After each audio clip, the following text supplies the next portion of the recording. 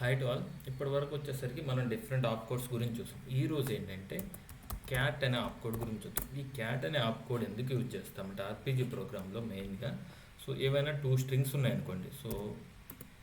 String 1, string 2. ఇలా 2 strings ఉన్నాయి. ఓకేనా, ఈ 2 స్ట్రింగ్స్ని కంకార్డినేట్ చేయడానికి క్యాట్ అనే ఆప్ కోడ్ని యూజ్ చేస్తాం. ఇది ఎలా యూజ్ చేస్తామంటే దీని సింటాక్స్ ఎలా ఉంటుందంటే స్ట్రింగ్ 1, ఫ్యాక్టర్ 1లో స్ట్రింగ్ 1 అని ఇస్తాం. క్యాట్ ఆప్ కోడ్ ఇస్తాం. ఫ్యాక్టర్ 2లో స్ట్రింగ్ 2 అనే ఆప్ కోడ్ ఇస్తాం. అగైన్ ఈ రెండింటిని కంకార్డినేట్ చేసిన తర్వాత ఎందులో స్టోర్ చేయాలని చెప్పి రిజల్ట్ అనే ఫీల్డ్లో రిజల్ట్ అనే అంటే ఏదో ఒక వేరియబుల్. రిజల్ట్ని స్టోర్ చేసుకోవడానికి రిజల్ట్లో ఒక వేరియబుల్ని ఇస్తాము, ఫ్యాక్టర్ 2లో ఒకటి ఇస్తాము, ఫ్యాక్టర్ 1లో ఒకటి ఇస్తాము అనమాట. ఓకేనా, ఇలా ఉంటుంది. ఫ్యాక్టర్ 1 అనేది మ్యాండేటరీ కాదు, ఫ్యాక్టర్ 1 ఇకపోయినా ఇది వర్క్ అవుతుంది. ఇప్పుడు క్యాట్ ఇలా చేస్తాను. ఓకే, ఇది బాగానే ఉంది. ఫర్ ఎగ్జాంపుల్ నాకు ఫస్ట్ స్ట్రింగ్కి సెకండ్ స్ట్రింగ్కి ఎన్ని స్పేసెస్ కావాలి అది ఎలా డిఫైన్ చేస్తామంటే సేమ్ సింటాక్స్ ఉంటుంది. ఓన్లీ డిఫరెన్స్ ఏంటంటే ఫ్యాక్టర్ 2లో మనం అది స్పెసిఫై చేస్తాం. 2 స్పేసెస్ కావాలంటే 2 అంటే సింపుల్గా నెంబర్ ఆఫ్ స్పేసెస్. ఇక్కడ మనం నెంబర్ ఆఫ్ స్పేసెస్ ఎంత కావాలో అంత డిఫైన్ చేస్తాం అన్నమాట సింపుల్. ఎన్ని నెంబర్ ఆఫ్ స్పేసెస్ కావాలో అలా డిఫైన్ చేస్తే ఆటోమేటిక్గా మనకి ఏంటంటే ఇలా వస్తుంది అన్నమాట. ఫ్యాక్టర్ 1లో స్ట్రింగ్ 1 ఇస్తాము, క్యాట్ చేస్తాము. క్యాట్ చేసిన తర్వాత ఏం చేస్తామంటే స్ట్రింగ్ 2 ఇస్తాము. స్ట్రింగ్ 2 తర్వాత ఏంటంటే నెంబర్ ఆఫ్ స్పేసెస్ ఎన్ని కావాలో అవి డిఫైన్ చేస్తాం. ఫర్ ఎగ్జాంపుల్ 1 అయితే 1 ఇస్తాము, లేదు 2 స్పేసెస్ కావాలనుకో 2, 3 కావాలంటే 3 ఇలా. రిజల్ట్ ఫీల్డ్ రిజల్ట్ ఇస్తాం అనమాట. దీన్ని ప్రోగ్రామాటిక్గా చెక్ చేద్దాం. ఈ ఆప్ కోడ్ ఇలా అనమాట. దానికోసం ఆల్రెడీ నేను ఒక ప్రోగ్రామ్ రాసాను చూడండి. వేరియబుల్ 1 అనేది తీసుకున్న స్టాండ్ ఎలోన్ వేరియబుల్కి ఇచ్చాను. ఆ తర్వాత వచ్చేసరికి లెంత్ 10 ఇస్తున్నాను, internal data type character type అని ఇచ్చాను. ఆ తర్వాత ఏంటి వేర్ 2 అనేది తీసుకున్నాను, స్టాండ్ ఎలోన్ వేరియబుల్ లెంత్ 10 ఇచ్చాను, ఇంటర్నల్ డేటా టైప్ వచ్చేసరికి క్యారెక్టర్ టైప్ అని ఇచ్చాను. ఆ తర్వాత ఏంటి రిజల్ట్ అనేది ఒకటి తీసుకున్నాను. ఏంటి ఈ రెండు కంకార్డినేట్ చేసిన తర్వాత వాల్యూని స్టోర్ చేసుకోవడానికి. తర్వాత డిక్లరేషన్ టైప్ వచ్చి స్టాండ్ ఎలోన్ తీసుకున్నాను. టోటల్ లెంత్, ఈ లెంత్ ఎప్పుడైనా ఎలా ఉండాలంటే ఈ వేరియబుల్ 1 వేరియబుల్ 2 యొక్క టోటల్ లెంత్కి మ్యాచ్ అయ్యేటట్టు ఉండాలి. దాన్ని బట్టి 10 + 10 అంటే ఎంత అవుతుంది, 20 అవుతుంది అన్నమాట. ఓకేనా, 20 తీసుకున్నాను. ఇంటర్నల్ డేటా టైప్ వచ్చేసరికి క్యారెక్టర్ టైప్ తీసుకున్నాను. ఓకేనా, డెసిమల్ పొజిషన్స్ అవసరం లేదు క్యారెక్టర్ టైప్ కాబట్టి. ఆ తర్వాత అది అయిపోయింది. C-స్పెక్లో ఏం చేశాను, ఎవాల్ ఆపరేషన్ చేసాం. ఈ ఎవాల్ అనేది ఆర్పీజీ ప్రోగ్రాంలో ఫిక్స్డ్ ఫార్మాట్లో చాలా ఇంపార్టెంట్ అనమాట. ఏమైనా వాల్యూస్ అసైన్ చేయాలన్నా, ఏమైనా ఆపరేషన్ చేయాలన్నా ఎవాల్ అనేది మ్యాండేటరీగా మ్యాక్సిమం వాడుతూ ఉంటాం. ఓకేనా, తర్వాత వచ్చేసరికి వేర్ 1 = bus1 అని చేశాను. అలాగే వేర్ 2 కూడా వాల్యూ ఏమి ఇచ్చాను, వర్మ అని ఇచ్చాను. ఆ తర్వాత ఏంటి వేర్ 1 క్యాట్ ఆఫ్ వేర్ 2. ఈ వేర్ 1 ఈ bus1ని వేర్ 2తో కంకార్డినేట్ చేస్తున్నాను, వచ్చిన వాల్యూని రిజల్ట్లో పెడుతున్నాను. ఆ తర్వాత ఏం చేశాను, రిజల్ట్ని డిస్ప్లే చేశాను, రిజల్ట్ డిస్ప్లే. ఆ తర్వాత సింపుల్గా ప్రోగ్రామ్ ఎండ్ చేశాను. ఇది స్టెప్స్. ఫైల్ చేశాను, కంపైల్ చేస్తున్నా. No errors.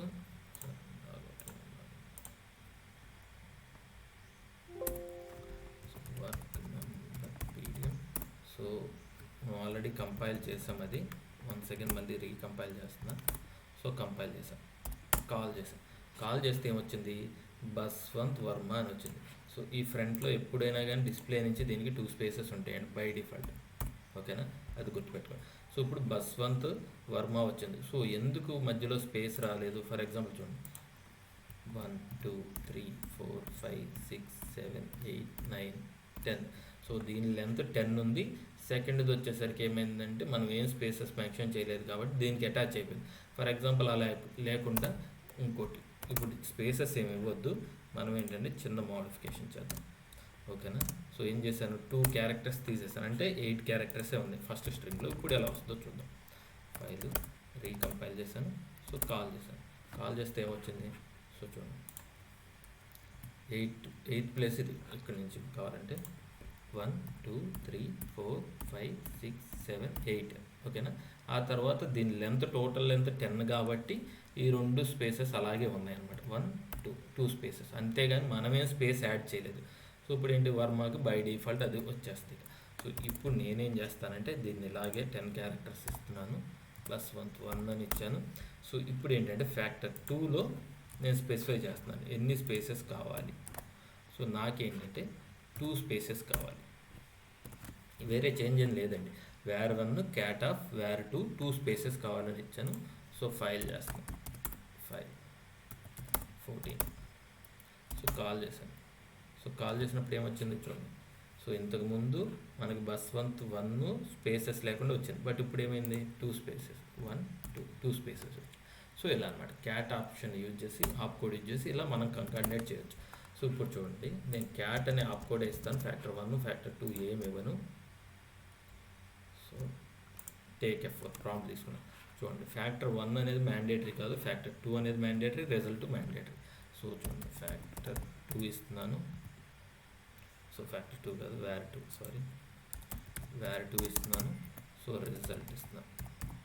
సో ఎంటర్ ఇచ్చాను. సో ఇస్తే సరిపోద్దాం మేడం. బట్ మనం ఏం చేద్దామంటే ఎన్ని స్పేసెస్ కావాలో అనేది కూడా డిఫైన్ చేద్దాం. సో 5 స్పేసెస్ కావాలి, ఓకేనా. సో ఫైల్ చేస్తున్నా,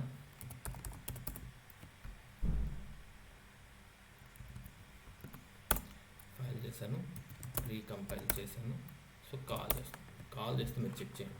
సో ఇది స్టార్టింగ్ పాయింట్ ఇదే, మనకి తెలుసు కదా. ఈ ఫస్ట్ 2 స్పేసెస్ మనకు 1 2 ఈ 2 లేదు, బై డిఫాల్ట్ వచ్చాయి.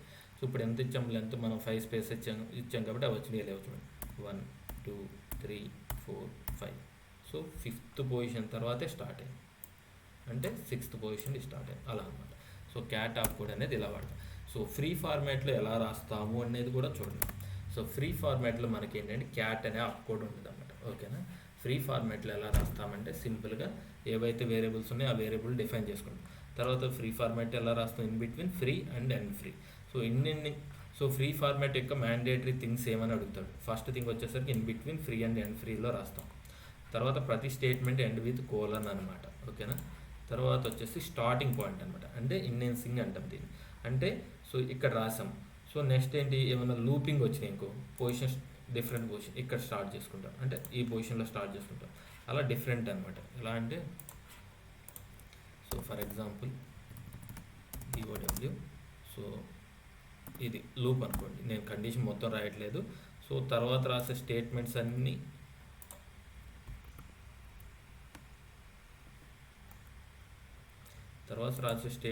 ఎలా ఉండాలంటే ఇలా ఉండాలన్నమాట. అంటే దాని లోపలే ఉండేటట్టు చూపించాలి, దాన్నే ఇన్హెన్సింగ్ అంటాం, ఓకేనా. సో ఆ తర్వాత ఏం రాస్తాము సింపుల్గా. సో ఇది చూడండి, నాట్ %EOF PF అనుకోండి, ఏదో ఫైల్ నేమ్ ఇస్తున్నాను, ఓకేనా.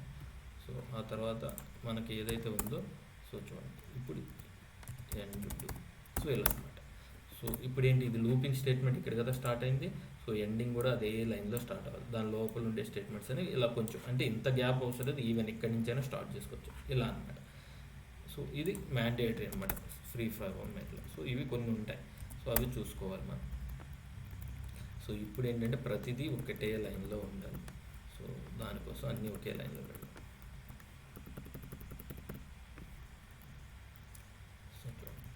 సో ఫస్ట్ ఏం చేశాను, వేరియబుల్స్ డిఫైన్ చేశాను. In between free and end ఫ్రీలో మనం CSpec రాస్తున్నాం, అంటే CSpec బదులు మనం ఏంటంటే ఫ్రీ ఫార్మాట్లో రాసేస్తున్నాం. ఇప్పుడు var1. సో ఇంతకుముందు ఏంటి ఎవాల్ ఆపరేషన్ ఉంది, బట్ ఇక్కడ ఏంటి డైరెక్ట్గా వేరియబుల్కి వాల్యూ అసైన్ చేస్తున్నాం. ఆ తర్వాత సో ఏముండాలి మనకి bus1 కదా. సో bus1 అని ఇచ్చా. సో లెంత్ ఎంత ఇద్దామంటే 10 ఇద్దాం, ఓకేనా. 10 10 20 ఇస్తున్నాను. సో 10 10 20 ఇచ్చాను. var1 bus1 అని ఇస్తున్నాను. var2 వచ్చి వర్మ ఇచ్చాను. Result equal to %trim. నేనేం చేస్తున్నానంటే దీనిలో ఉండే స్పేసెస్ని ట్రిమ్ చేస్తున్నాను. సో ఓకే, ప్రస్తుతానికి ఓకే ఇలా ఉంచండి. ట్రిమ్ కాకుండా 15 అని పెడదాం లెంత్. ఇది అవసరం లేదు, ఇది చేసినా చేయకపోయినా మనకేం డిఫరెన్స్ కనపడదు. సో ఇప్పుడు ఏంటంటే టోటల్ లెంత్ 15, మధ్యలో స్పేస్ ఇచ్చాం కదా, ఇది తీసేస్తాం ప్రస్తుతం. సో చూడండి నేనేం చేస్తున్నానంటే ట్రిమ్ కూడా చేయను, ప్రస్తుతానికి లైన్ కామెంట్ చేద్దాం. ఆ లైన్ కామెంట్ చేసి న్యూ లైన్ రాస్తున్నాను. న్యూ లైన్లో ఏం చేస్తున్నాను అంటే జస్ట్ నేను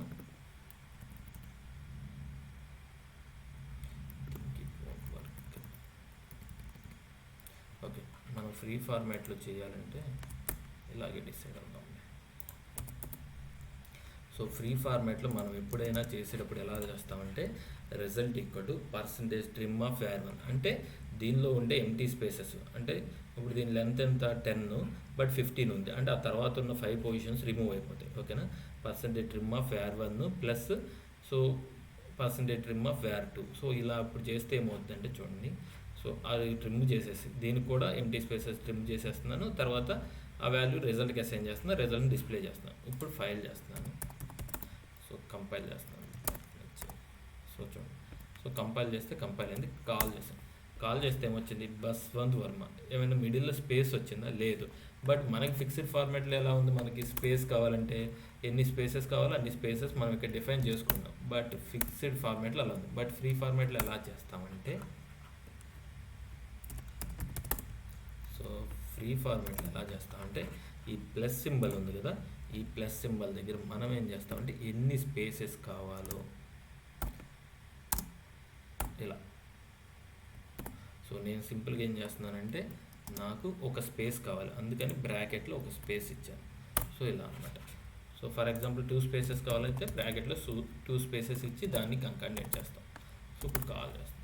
సో చూడండి, బస్వంత్ స్పేస్ ఒక స్పేస్ వచ్చింది. సో అలా కాకుండా 2 స్పేసెస్ కావాలనుకోండి, ఏం లేదన్నమాట. సో ఇందులో ఇంకో స్పేస్ ఎంటర్ చేసుకుంటాం, ఫైల్ చేస్తాం, కంపైల్ చేసాం. సో కాల్ చేస్తాం. చూడండి ఇప్పుడు 2 స్పేసెస్ వచ్చాయి. సో ఇక్కడ వర్మ ఇక్కడ స్టార్ట్ అయింది, ఇప్పుడు ఇంకో స్పేస్ ఎక్స్ట్రా వచ్చింది. అదే. సో ఇలా ఫిక్స్డ్ ఫార్మాట్లో ఎలా చేస్తాం, ఫ్రీ ఫార్మాట్లో అలా అనమాట.